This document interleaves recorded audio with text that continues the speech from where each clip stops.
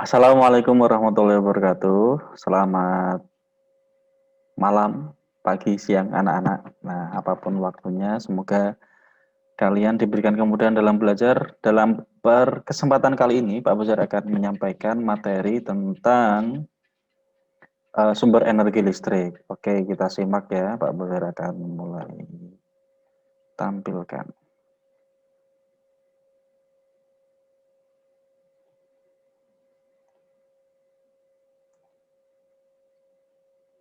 Oke, apakah sudah tampil? Sudah ya. Nah, di bagian awal ini kita akan mengecek pengetahuan kalian. Nah, kira-kira kalau melihat gambar ini gambar apa? Yuk. Ya, ya, ini ada merah, kuning, hijau, berlampu lampu lalu lintas. Sedangkan yang hitam-hitam ini apa? Hitam-hitam ini adalah perangkat untuk sel surya, yaitu menangkap atau mengubah cahaya matahari menjadi aliran listrik dan kemudian untuk menyalakan lampu lalu lintas. Sehingga, ayo kita hari ini kira-kira mau belajar apa? Belajar tentang sumber energi listrik. Ya, ini lampu lalu lintas tenaga surya. Oke, kita next. Nah, ini materinya. Sumber energi listrik. Nah, oke, kita next. Fotonya ganteng ya. Ini kompetensi dasarnya masih sama. Ya. Menerapkan konsep rangkaian listrik, energi dan daya listrik, sumber energi listrik dalam kehidupan sehari-hari termasuk sumber energi listrik alternatif dan menyajikan hasil rancangan berbagai alat listrik. Oke, kita next. Ini indikatornya, kita next saja ke tujuan. Nah, ini tujuannya ada 11 ya untuk pembelajaran hari ini. Yang pertama, diharapkan kalian bisa setelah melakukan studi literasi, yaitu membaca buku, mencari informasi melalui website, atau mengamati video pembelajaran ini, diharapkan kalian bisa menyebutkan tiga sumber-sumber energi listrik. Nah, ini masih kemampuannya low order thinking. Yang berikutnya adalah setelah melakukan studi literasi dan mengamati video pembelajaran, kalian diharapkan dapat menyebutkan tiga sumber energi listrik alternatif. Yang ketiga, setelah melakukan studi literasi dan mengamati video, kalian diharapkan dapat menyebutkan tiga upaya pencegahan bahaya listrik. Terus yang keempat, setelah melakukan studi literasi dan mengamati video pembelajaran, kalian diharapkan dapat menyebutkan tiga upaya penghematan energi listrik. Nah, supaya hemat. Yang kelima, melalui kegiatan studi literasi dan mengamati video, kalian diharapkan dapat menerapkan upaya penghematan energi listrik dalam kehidupan sehari-hari. Kemudian yang keenam, melalui kegiatan studi literasi dan diskusi, kalian diharapkan dapat menganalisis kaitan antara sumber energi listrik, energi alternatif, pencegahan bahaya listrik, dan penghematan energi listrik.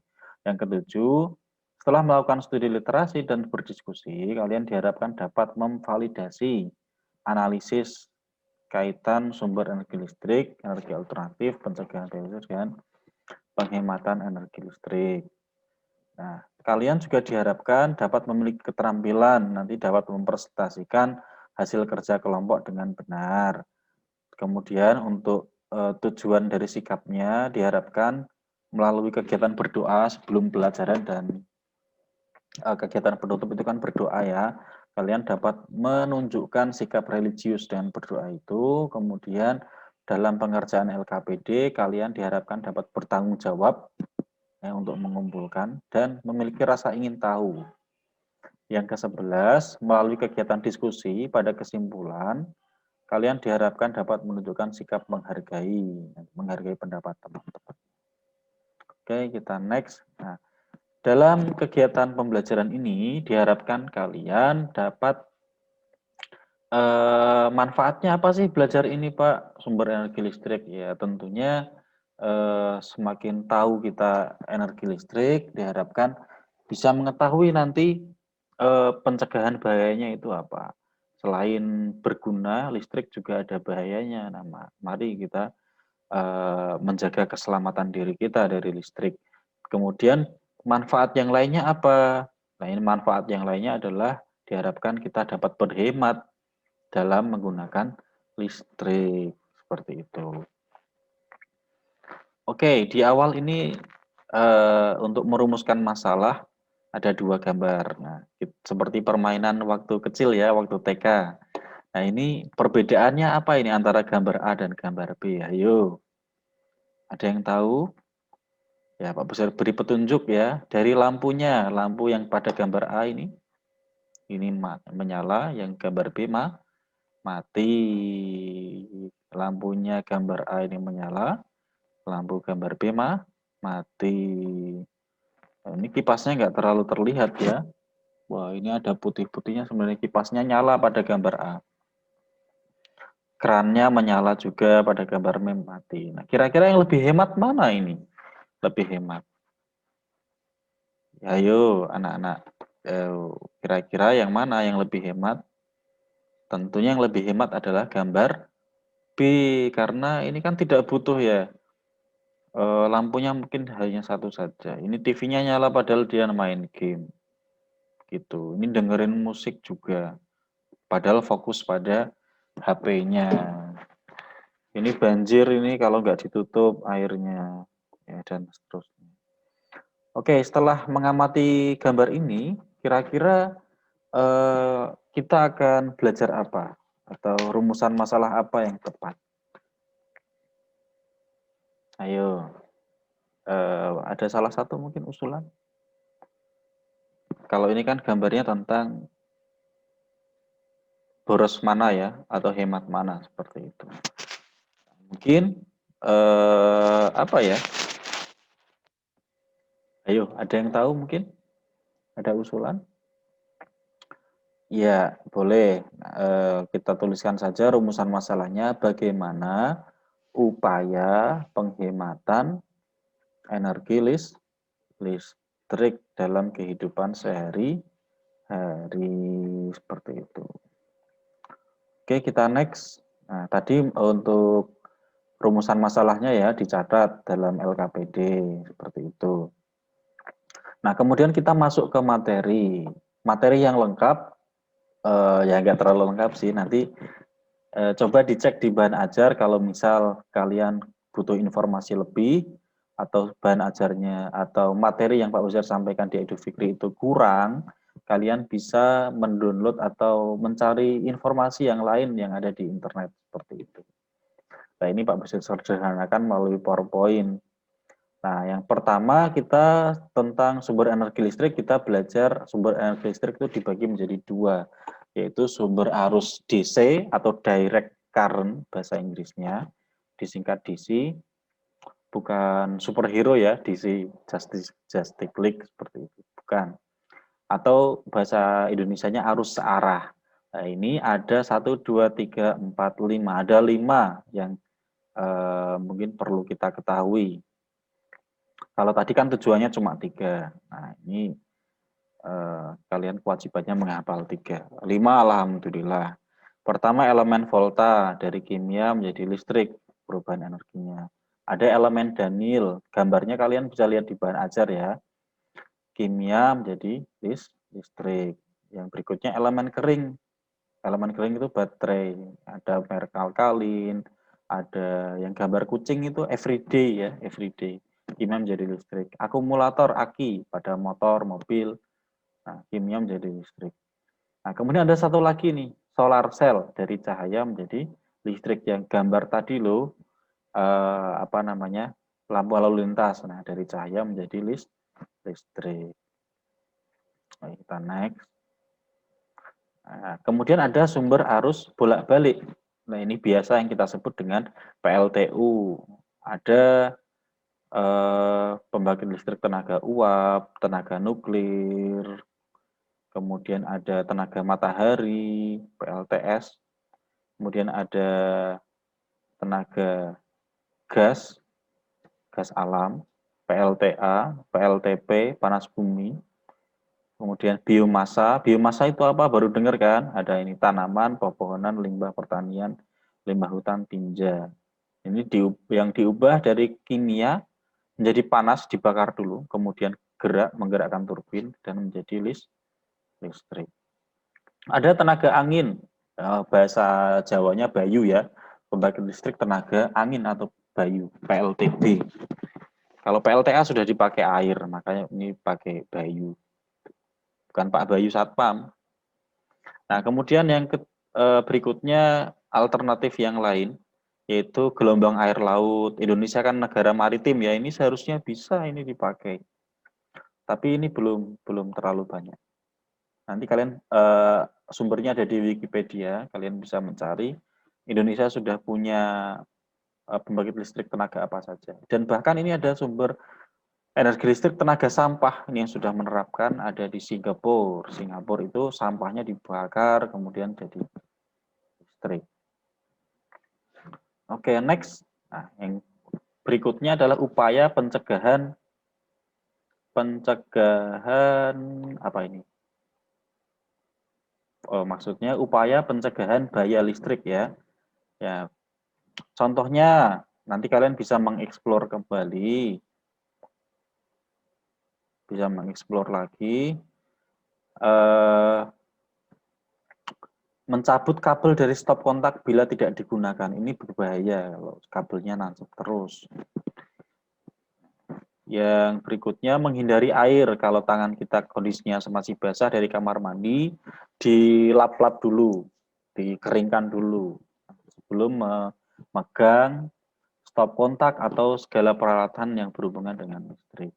Tidak memegang lubang stop kontak atau sambungan kabel yang terbuka, ini berbahaya. Selalu memperhatikan peringatan penggunaan listrik yang ada pada peralatan listrik. Nah, kalau kita beli perlengkapan listrik seperti televisi, kemudian ada apalagi kulkas, ada mesin cuci. Nah, itu harapannya kita baca manual booknya dulu supaya kita bisa tahu bahayanya, yang amannya pemakainya seperti apa. Dan yang terakhir, ini yang cukup penting adalah memasang sekring atau fuse. Nah, ini kalau ada sedang terjadi lonjakan, nah itu sekringnya putus dan tidak menyebabkan kebakaran pada peralatan kita. Biasanya di rumah itu kan ada ya sekringnya. Itu fungsinya salah satunya sekring. Nah, kemudian yang berikutnya, bagaimana sih cara kita menghemat listrik? Nah, tentunya menggunakan listrik seperlunya saja. Kalau sedang tidak dipakai ya dimatikan. Jangan kebiasaan kalian ya di asrama. Mungkin asrama bukan mohon maaf, mungkin asrama yang lain, Kalau anaknya Pak Bosir kan solih-solihah insya Allah ya. Yang kalau pagi sebelum berangkat ke sekolah itu dimatikan dulu. Nah, itu sangat membantu orang tua ya. Minimal kalau kita belum bekerja, kita membantu orang tua dalam menghemat biaya listrik seperti itu. Nah, kemudian mengganti peralatan listrik dengan peralatan yang berdaya lebih kecil. Seperti sekarang ada lampu LED ya, watt atau dayanya itu kecil tapi luminescent atau keterangannya atau kecerahannya itu lebih tinggi daripada lampu pijar. Kalau lampu pijar itu lebih menghasilkan panas. Biasanya dipakai untuk inkubasi. Inkubasi itu pada penetasan ya biasanya. Atau kalau adik bayi masih perlu dihangatkan itu pakai inkubator. Nah, itu pakai lampu pijar. Kemudian yang ketiga, mengganti peralatan listrik dengan peralatan yang memiliki kesamaan fungsi tapi menggunakan sumber energi yang lain. Ini jadi satu ya, mohon maaf belum diganti. Maksudnya apa, Pak? Maksudnya adalah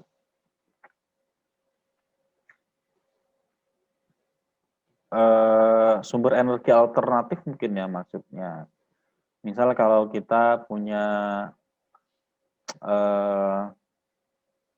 lampu, nah itu mungkin bisa disambungkan dengan yang tenaga surya, itu akan sangat menghemat seperti itu.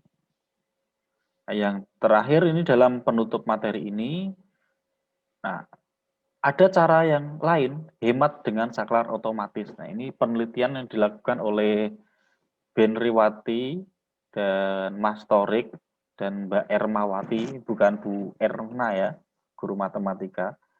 Nah ini dari Pekanbaru.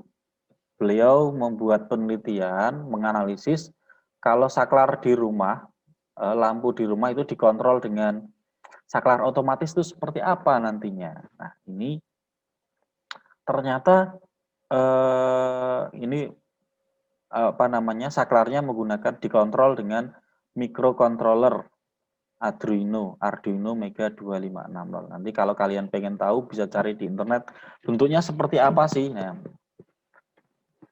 kalian kan cerdas-cerdas ya insya Allah. Semoga nanti cari tahu. Kalau ada kata-kata yang aneh nanti cari tahu di tanya Mbah Google. Ya. Oke, nah ini ternyata bisa menghemat sampai kita langsung ke harganya 35.000. Ini tarif dasarnya memang mahal 1.467. Biasanya masih ratusan, ini sudah ribuan. Ini bisa menghemat sampai 35.000 per bulan. Kan lumayan ya, bisa buat beli mie ayam berapa, buat menraktir berapa orang. Nah, lumayan. Buat makan-makan bersama keluarga kan rujaan atau beli kerupuk bisa segunung ya. Oke, maaf kalau saya kelepasan ini. Nah, seperti itu untuk materinya. Jadi kita sudah belajar tentang sumber energi listrik, yang kedua tentang energi alternatif listrik, yang ketiga tentang upaya pencegahan bahaya listrik, yang keempat tentang cara penghematan energi listrik. Dan yang terakhir ini ada breaking news-nya ya Pak Bosir, berikan masih anget-anget tahun 2018 dan sekarang masih sesuai untuk digunakan. Nah, semoga kalian bisa terinspirasi. Mungkin ada beberapa ilmuwan nanti yang muncul dari kelas 9G ini atau kelas SMP IT Islam Fikri ya. Nah, kemudian ini lah kita latihan soal. Berikut ini yang merupakan sumber arus arah. Nah, tadi kan kita sudah belajar arus arah ya. Kira-kira yang mana? Kecuali mana ini? A, B, C, atau D. Nah, elemen volta, akumulator, elemen Danil, sel surya. Nah, ini semuanya ABCD menghasilkan arus arah, tapi yang menggunakan energi kimia yang mana? Kecuali, berarti yang tidak menggunakan energi kimia. Tentunya jawabannya adalah D. Nah, kita pakai annotation. Jawabannya adalah D. Oh, maaf. D gini ya, D huruf D. Ya, oke.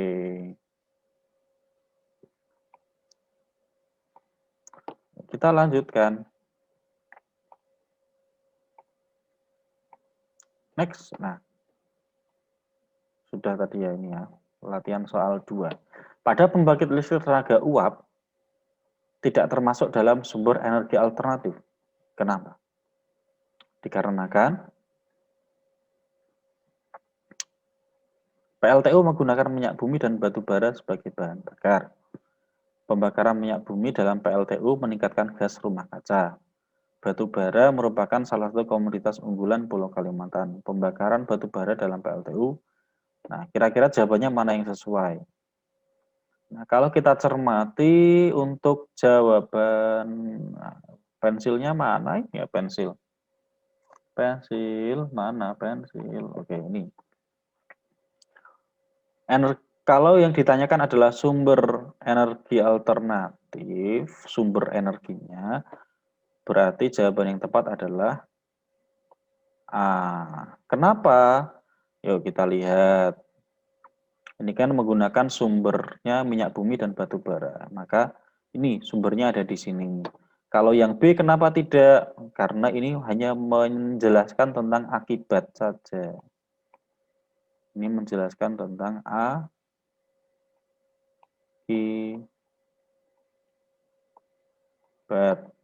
Kemudian ini hanya menjelaskan tentang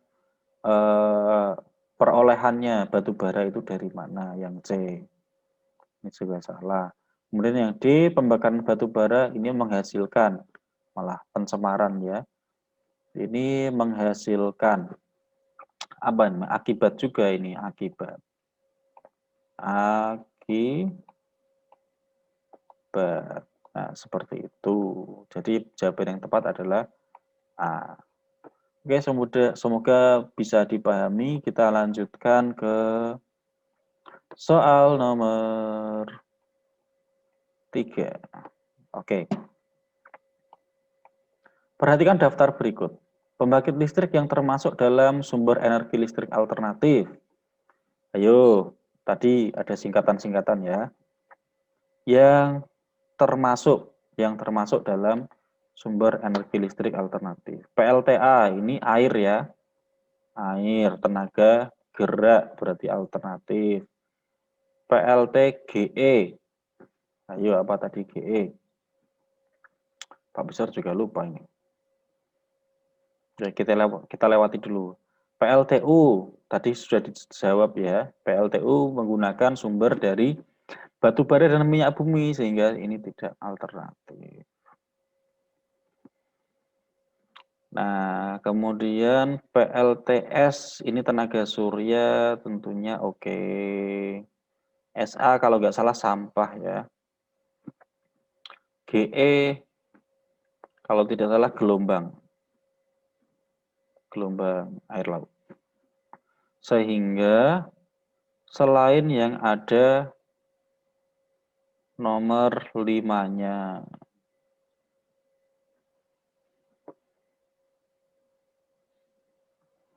Oke, sebentar kita cek. Sudah Pak Basir cek, ini berarti selain yang ada pilihan nomor 5. Berarti jawabannya adalah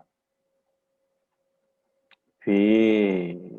Oke, mudah-mudah ini soalnya ini. Oke, kita lanjutkan. Next, soal nomor 4. Berikut ini adalah upaya yang tepat dalam pencegahan bahaya listrik. Nah, yang mana? Yang tepat loh. Charger HP tidak tetap berada di stop kontak untuk menghindari kerusakan charger. Ini salah ya. Kalau tidak dibutuhkan, maka dilepas. Yang B, menggunakan perangkat tanpa membaca buku. Harusnya membaca buku panduan supaya kita tahu penggunaannya. Yang C, membiarkan lubang stop kontak terbuka supaya mudah mengakses. Ini salah juga. Harusnya kalau tidak dipakai ditutup. Nah, kalau punya anak kecil ini repot ya. Nanti kalau stop kontaknya di bawah, tangannya terus. Nah, yang betul adalah D. Oke, lanjut. Next, terakhir latihan soal. Berikut ini adalah upaya penghematan energi listrik di lingkungan sekolah. Di lingkungan sekolah. Yang ditanyakan adalah di lingkungan sekolah. A. Mematikan lampu halaman rumah pada. Ini rumah, bukan sekolah. Salah berarti. Terus yang B. Memilih lampu yang paling terang supaya bekerja lebih nyaman. Nah, ini kan di sekolah, bukan bekerja ya. Salah. Menyalakan dispenser. Oh, di sekolah ada dispensernya, salah juga. Ya mungkin di kantor guru ada. Ya. Tapi kalau 24 jam, nah ini boros. Berarti bukan penghematan. Yang terakhir, mematikan LCD proyektor ketika tidak digunakan. Di sekolah ada LCD? Ya ada Pak. Ya, betul ya. Kalau tidak dipakai, dimatikan. Oke, sudah habis sepertinya. Terima kasih atas perhatiannya. Semoga kalian mendapatkan manfaat dan bisa belajar dengan maksimal, baik dari bahan ajar ataupun dari video yang Pak Bosir sampaikan. Sampai bertemu lagi dalam video pembelajaran berikutnya. Tetap semangat dan jaga kesehatan. Jangan lupa 3M. 3M apa Pak? Makan, makan, makan ya. Kalau logika tanpa logistik, belajar tanpa makan. Kalau lapar nggak bisa belajar. Wassalamualaikum warahmatullahi wabarakatuh. See you next time.